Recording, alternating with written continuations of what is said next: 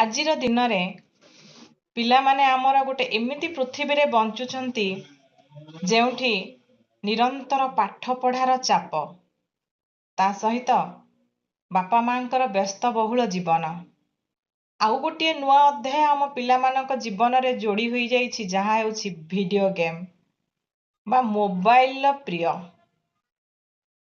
ଆମେ ଭାବୁ ଏସବୁ ଦ୍ୱାରା ପିଲାର ବୁଦ୍ଧିର ବିକାଶ ହେଉଛି, ପିଲା ବୁଦ୍ଧିମାନ ହେବ, କିନ୍ତୁ ମୁଁ ଭାବେ ଏହା ଦ୍ୱାରା ପିଲାର ଜନ୍ମଜାତ ଗୁଣ ନଷ୍ଟ ହେଉଛି।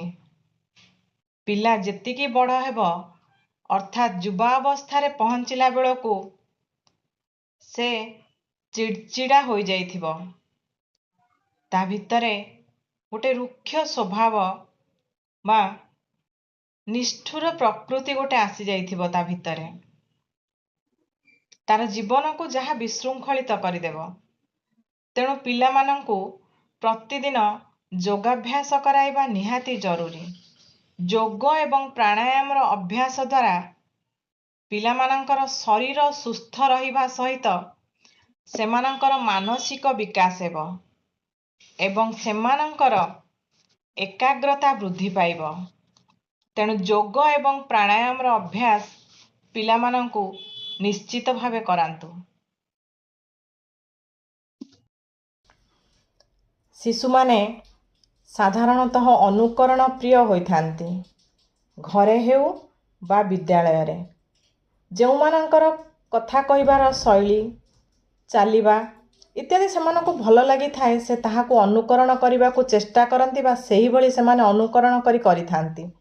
ଏହାଦ୍ୱାରା କ'ଣ ହୁଏ ନା ଶିଶୁମାନଙ୍କର ଭାଷା ଶିକ୍ଷାର ଦକ୍ଷତା ବୃଦ୍ଧି ହୋଇଥାଏ ଏବଂ ଉପଯୁକ୍ତ କଥନ ଭଙ୍ଗୀ, ଆଉ କ'ଣ ନା ଶୁଦ୍ଧ ଉଚ୍ଚାରଣ କରିବା ଶିଶୁମାନଙ୍କର ବିକାଶ ହୋଇଥାଏ। ଉପଯୁକ୍ତ କଥନ ଭଙ୍ଗୀ ଏବଂ ଶୁଦ୍ଧ ଉଚ୍ଚାରଣର ଦକ୍ଷତା ଶିଶୁମାନଙ୍କର ବିକାଶ ହୋଇଥାଏ। ତେଣୁ ଅନୁକରଣ ହେଉଛି ଉପଯୁକ୍ତ ମାଧ୍ୟମ ଶିଶୁର ଭାଷା, କଥନ ଭଙ୍ଗୀ ଏବଂ ଶୁଦ୍ଧ ଉଚ୍ଚାରଣ ବିକାଶ କରିବାର ଏକ ମାଧ୍ୟମ।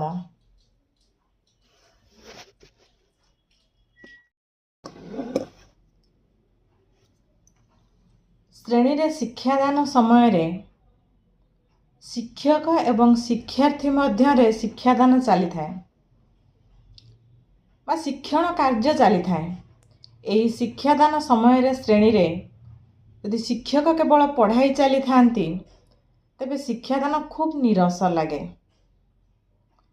ତେଣୁ ଶିକ୍ଷକମାନେ ଯେଉଁ ବିଷୟ ପଢ଼ାଉଥାନ୍ତି, ସେହି ବିଷୟ ଉପରେ ପୂର୍ବରୁ ପ୍ରସ୍ତୁତ କରିଥିବା କିଛି ପ୍ରଶ୍ନ ଶିକ୍ଷାର୍ଥୀମାନଙ୍କ ପାଇଁ ରଖିଥାନ୍ତି ଏବଂ ଶିକ୍ଷାର୍ଥୀମାନେ ସେହି ପ୍ରଶ୍ନର ଉତ୍ତରକୁ ଯଥାସମ୍ଭବ ବା ଠିକ୍ ଭାବରେ ଦେଇପାରିଲେ ଶିକ୍ଷଣ କାର୍ଯ୍ୟଟି ଖୁବ୍ ସୁନ୍ଦର ହୋଇଥାଏ ଏବଂ ସଫଳ ହୋଇଥାଏ।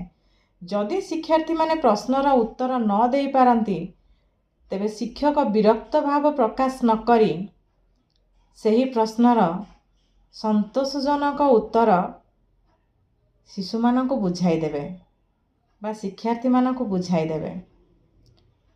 ତେଣୁ ଏ ଶିକ୍ଷାଦାନ କାର୍ଯ୍ୟ ହେଉଛି ଶିକ୍ଷକ ଆଉ ଶିକ୍ଷାର୍ଥୀ ମଧ୍ୟରେ ଏକ ପାରସ୍ପରିକ କ୍ରିୟା। ତେଣୁ ପ୍ରଶ୍ନ ଉତ୍ତର ମାଧ୍ୟମରେ ଶିକ୍ଷାଦାନ କଲେ ଶିକ୍ଷଣ କାର୍ଯ୍ୟ ସଫଳ ହେବା ସହିତ ଶିକ୍ଷାର୍ଥୀ ମଧ୍ୟ ଉପକୃତ ହୋଇଥାଏ।